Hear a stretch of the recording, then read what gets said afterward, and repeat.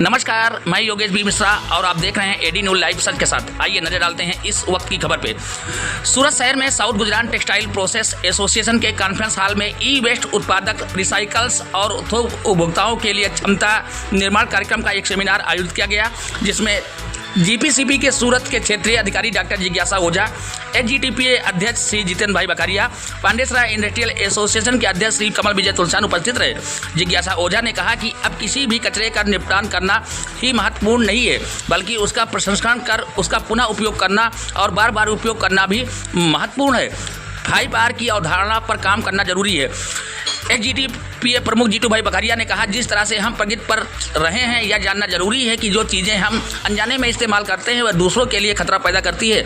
Electronic वस्तुओं को व्यवस्थित ढंग से डिस्पोज करने के बजाय यदि उसका दोबारा उपयोग किया जाए तो ही पर्यावरण को नुकसान पहुँचाए बिना प्रगति हासिल की जा सकती है।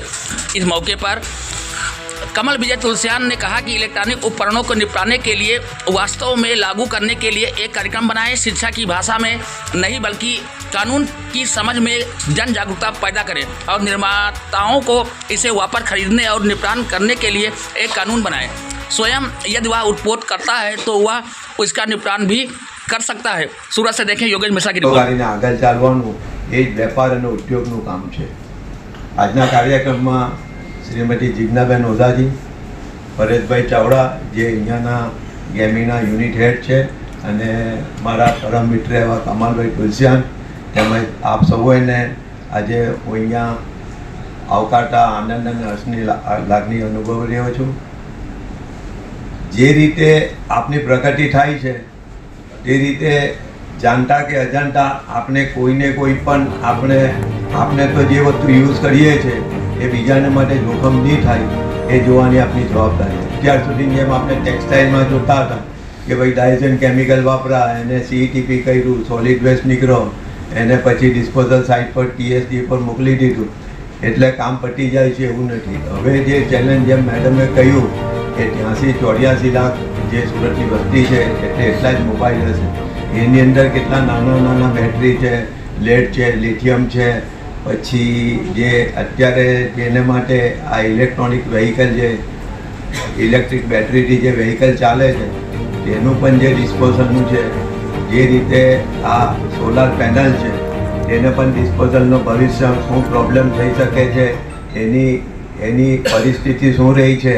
એટલે જેમ જેમ આપણે પ્રગતિ કરીએ છીએ તેમ તેમ આપણે કોઈ પણ રીતના નુકસાન કર્યા વગર આ પૃથ્વીને કે પૃથ્વીના જે કંઈક જીવજંતુઓ છે કે વાતાવરણની સૃષ્ટિ છે એને નુકસાન કર્યા વગર આપણે આગળ વધવાનું છે।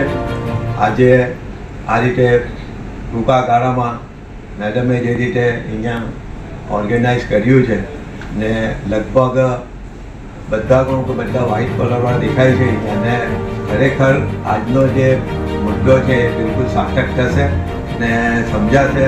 અંતમાં અમારું કામ ફેસિલિટેટરનું છે ને મેડમ ગમે ત્યારે અમને કે આ અમારો હોલ માત્ર ને માત્ર આવા એના માટે લોકોને સાચું જ્ઞાન સમયસર જ્ઞાન મળે અને લોકોને સાચી દિશા બતાવીએ એને માટેનું છે।